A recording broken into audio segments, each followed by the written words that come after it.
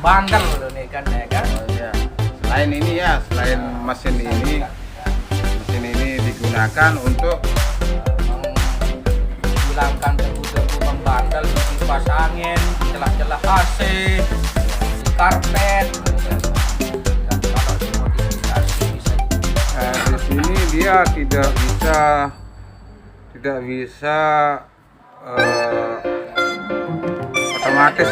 otomatisnya tidak bisa, cuma ada angin yang kencang tidak bisa mati setelah penyedotan airnya, air gasnya. Anu ya.